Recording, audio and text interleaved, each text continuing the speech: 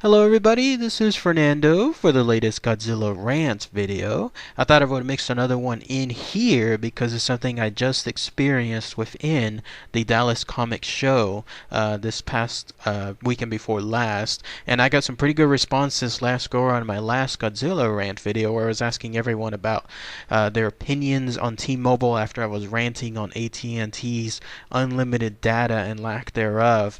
Obviously there's been now a new update with AT&T finally reintroducing it, but thank you so much everybody for your previous feedback on T-Mobile. I did look at all the comments and I will still absolutely take that into consideration because once my contract comes up later on this year, then we'll see how things go there. But thank you so much everyone for those very nice comments. But yes, going back to this video, so it was an experience that I came across there at the Dallas Comic Show, which was just held the weekend before last there in Irving, Texas, and it has to do with the so-called, my rant has to do with the so-called Carnival game vendors that seem to be coming across multiple Comic Cons. Now, you and I, we both go to Comic Cons all the time. We love going to them. What part of the ease and fun with these is doing a lot of window shopping throughout a lot of the vendors. However, there seems to be a trend, and this is my rant seems to be a trend regarding more pushier type vendors because of the atmosphere, I guess, that the Comic Cons are creating. And so I'll go ahead and I'll talk about my experience, and then apparently this stuff seems to be also being felt by many others out there, and I would love to hear if anyone has come across these pushy vendors type 2 over at your local Comic Con. So let's go ahead and I'll talk about that phenomenon first, give my example, and then talk about the ways that the Comic Cons are trying to stick one step ahead or stay one step ahead to these things. So what are these Carnival game vendors? Well, if you go now to your local Comic Con, you're now more likely to come across these. In essence, what they are they're games of chance that are mixed in with money or some kind of prizes, usually big prizes, and you have to essentially play some kind of carnival-like game in order to do so, hence the name Carnival games. It's a throwback to those old days that you see like in the black and white movies where these traveling road shows would come across from town to town, and you would see that stock footage, someone yelling, step right up, play a chance game here, something along those lines. Essentially what that is here. And in this case, the ones that seem to be coming across most Comic Cons happen to be with those games involving those balls that have numbers on them, and then you trying to select the correct number of balls in order to get to a larger number, and that's supposedly supposed to give you the prize. So there's a lot of mixed news though, unfortunately, with this, and people are catching on to this type of, I wouldn't want to say it's 100% scam, but people are catching on to these things, and then in most particularly it's annoying the Comic-Con shows and the vendors surrounding them, and here's why. So with these games, the vendors that are tied to them, the way I experienced was I was just coming across just your average aisle within one of the vendor aisles there in the Dallas Comic Show. I love window shopping. That's one of my favorite things to do when it comes to going to a Comic Con. I may not buy a lot of stuff, but then again, I'm like most everyone else in the same ballpark. I only have a limited budget, and if I do buy something, it's going to be something that catches my eye. I'm not just going to spend money out of the blue. That's it. It seems like a lot of other people are doing now at Comic Cons because they too are facing limited budgets. They want to make absolutely certain that if it's something that they want, it's something that they'll truly need. And so in this case, I was coming across this vendor aisle, and I usually have my ear pods in, not because I'm trying to avoid people, but because I love listening to things at the very same time. It's just my habit. I'll always have my ear pods on wherever I travel, so that way I'm either listening to podcasts, music, whatever is the case, even AM radios, all that stuff. But then this vendor from one of these Carnival games stepped right in front front of me and kind of like told me, hey, stop right there.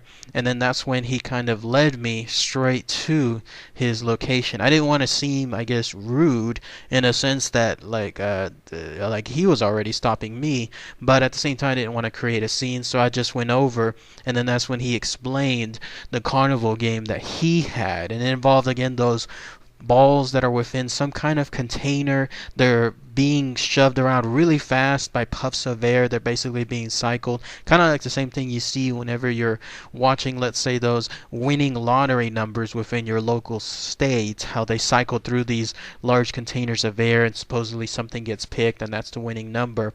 But he was going by that information very fast. That was the first red flag. If I guess you could call the other mini red flag the fact that I was purposely led back to his place. I've never had a vendor do something along those lines. But in this case, that first red flag was going by really fast regarding the points and how these things worked in terms of the balls being catched. And then all I had to do was just pick one, a freebie of some sort. And then if the number is a high number, then I could buy chances, other chances, in other words, either 2, 3, 4, 5, whatever I wanted. Each one costs a little more. And then that way I could pick these balls and then hopefully win the prizes, which he was proudly showing on the front, being of course one of those large TVs, electronic LCD TVs, that was still there even though this was almost hours until the Comic-Con was finishing back on Sunday. Second red flag there, because immediately I thought to myself, if this was sealed here and this is almost closing time on the last day of the Comic-Con, nobody had won this. It's not that easy as he's claiming to be, in essence. So I decided it's free, sure, I'll try it out. And so I decided to use that large rod. And then the third red flag came because I was having to stick that rod all the way towards the end of his vendor place and then pick it up. But the point was, I couldn't see what ball was selected. That stick was very purposely long. It's not like I was, like, let's say if he had a chance of just putting that container in front of me and then just me sticking my hand into it and just picking any ball out. That way I could see it. No, that third red flag was the fact that I had to extend this stick all the way, didn't make sense, all the way to the other side of his vendor area and then pick up that ball, and then he himself took it out of the stick and then held it in his hand, and only he could see it. So yet another red flag immediately popped up right then and there. And then he proudly claimed that it was a winning number in the sense that it was a high number, not necessarily enough winning points to get me the actual prize, but to get me the idea that yes, if I just bought a little bit more, then I could add up other numbers and then I could truly win a prize. That was obviously another red flag there, because if the first thing I did was suddenly such a winning number, how come there were still so many prizes within that vendor place? Because I saw some other stuff there. I think there was like shoes that they had, a bunch of little mini games of some sort as well. But yeah, that all that stuff, just it was not a winning combination to me, no pun intended.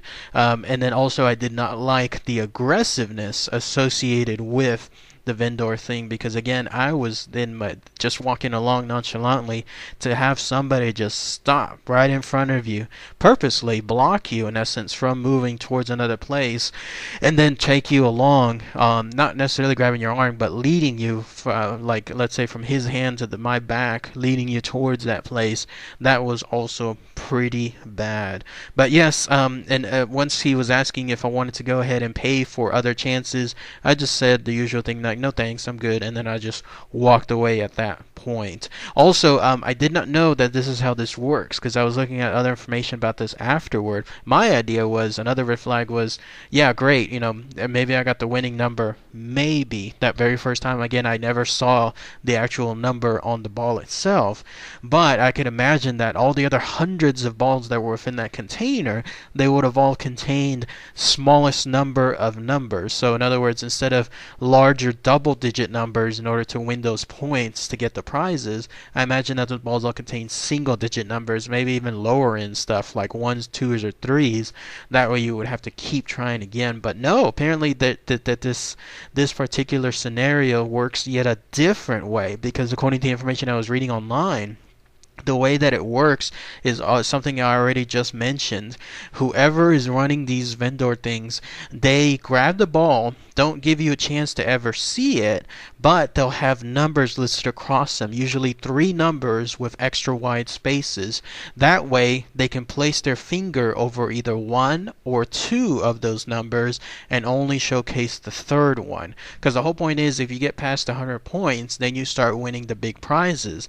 But so if you happen to have one of those balls that have the larger numbers, then someone, in this case one of the vendors, can easily just block 2 of those numbers and make it seem like you won nothing, like it's a smaller set of numbers. I hope that makes sense, but that's what essentially what this type of carnival vendors are doing. They are purposely taking these balls, very, very quickly grabbing them, and then they'll show you if you ask them, but they'll cover 2 of the numbers. So if you got, let's say, 101, they would cover the last 2, or maybe the last 1, and they would show you, no, I'm sorry, you either only got 1 or you got a 10, but not 101. Isn't that crazy, essentially? With the information I was reading, apparently at the Dallas Comic Show, these vendors, these carnival ones, were making a killing off of this. Clearly, I saw through this ruse well ahead of time. I saw these red flags popping up immediately. That old notion, something seems to be good to be true, it isn't. Then I was thinking of that immediately, and they didn't get me on anything. But apparently others told of people that they saw spending hundreds, can you believe it, hundreds on these things, because these vendors prey on people's greed, they prey on people's impulse. The idea being, oh, let's make sure that they can get these extra balls, absolutely make it certain that they get closer and closer to the magic 100 number, but then the closer they get, then the more numbers that they hide, and then that way the person has to keep doing more and more. Some of this actually came from the other vendors surrounding them, the legitimate ones, the ones that were just there selling comic book stuff or selling some toys or whatever is the case. They also started ranting online about these carnival vendors, because all these people that are spending money with them do not have any more money to spend on other vendors, i.e. them. It's crazy when you think about it, because the after effects of it is these people that come in, you and I and everyone else that have a limited budget, those that fall for this thing, they in turn spend all their money on just one single vendor, in this case this carnival game one, and then they don't have any money to spend on anything else, which leads to problems for the vendors, the other ones, which leads to them not coming back to the comic show because they didn't make any money, which leads to the comic show itself not making money because they won't have other vendors playing or paying for booths, which leads to prices overall being increased on tickets to make up for it. Do you see the residual effect essentially of these things? And the way that these carnival game vendors work is very, very sly. Like, they border, as I was reading the information, straight on the legal line, because here in Texas, for example, you cannot have anything as far as any kind of gambling. It is so heavily restricted here in Texas, despite the fact that there have been attempts, for example, to bring in let's say casinos or other type of casino type locations. They are so restrictive here, everything gets blocked. The only thing allowed are bingos, but those are heavily regulated. So in this case, places like these carnival game vendors, I imagine they get around it by ensuring that they give freebies for the first part, and then that way everyone else that participates afterward is in essence not tied to gambling, because they are in turn, I guess, doing something, like they're giving up their money freely, or they're acknowledging that they got some free tries ahead of time, which kind of, I guess, goes around gambling laws. I don't know exactly the specifics around it, but that seems to make sense. And then others were stating that these vendors were also very careful, because when anyone brought a camera around, like let's say just to record stuff, as a lot of people do in Comic Cons, you'll see videos all the time of people walking around recording their experience. That's when these vendors were very careful to make sure they showed all the numbers and weren't hiding things outright. So isn't that crazy? Pretty sly. I mean, this is the kind of stuff that gives Comic Cons a bad reputation, and it seems like the owner, Mark Walters, has learned about this, and he stated now that he will no longer have anything as far as these vendors. Wizard World doesn't allow them at all either. Apparently they've gotten kicked out or something from other Wizard shows, and then other Comic Cons are slowly catching on to these as well. But yes, at least that's my rant associated with these Carnival game vendors. Never experienced one before. Did just come across one now with the Dallas Comic Show. It was not fun. It made me think later on, I'm not gonna walk down vendor aisles anymore if I'm just gonna be aggressively hunted like this. So I could totally imagine why Comic Cons are now starting to take a stance with these type of games. And imagine this too, these carnival game vendors bring nothing to the game. It must be so frustrating to the other vendors, because the other vendors have to buy that stuff. Like they either buy all these officially licensed stuff from who knows how many other comic companies in order to sell them there, or the other vendors either are making them things from scratch, or they're creating their own artwork. In other words, they're putting a lot of work and a lot of money into their vendor booth, only for these carnival game vendors to just do nothing. Like essentially they'll just bring in a container full of tiny balls and then just bring a stick, and then people have to essentially use something along those lines, while ensuring that they're never going to be able to give away those prizes. Because those prizes, again, I was there towards late afternoon Sunday, nobody was winning them, so how could I so easily win them, according to this vendor that was there.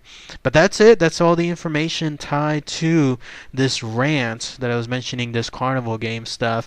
If it helps with anything, I do believe that I like that Comic Cons are quick to adapt to these things, because I remember there was a time just about maybe 2 or 3 years ago where it seemed like there was yet another type of vendor that was suddenly coming across waves, and these were the ones involving these statues. I'm sure you've seen them, and then you probably don't see them anymore now. These are these vendors that had these statues that you could win. Very nice looking statues, beautiful stuff, like easily $200 to $300 type statues, heavily detailed. I remember seeing stuff involving the Red Hulk.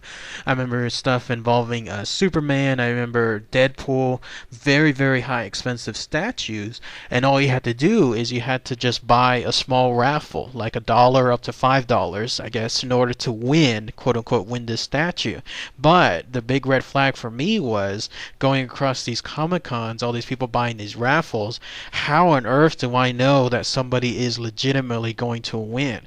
There's nothing that would essentially prevent someone from that vendor from just stating there's a Mark Smith, I'm just making a name up, that won this raffle, when there really was never a Mark Smith to do so. Because again, the big red flag for me was I always saw all these beautiful statues lying there, nobody was winning them, but people were buying the raffles. So I think that's when Comic-Con's caught on, because again, it's a scenario where nobody's winning. The other vendors aren't winning because all the money's being spent on these raffles, and then that leads to the Comic-Con losing money from other places.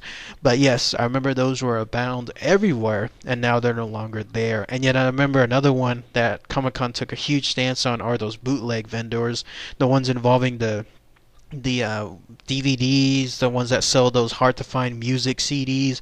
Just one look at one of those, I remember one time I picked up and I was like, ooh, this is interesting. This looks like it's a pretty rare, I think it was a Silent Hill item. But in looking at it, the front cover looks like it was printed from an inkjet printer. Like it was not something professional. It was like on regular paper, just from a HP printer, something you could buy at home. Buy at an office supply and then take it home with you.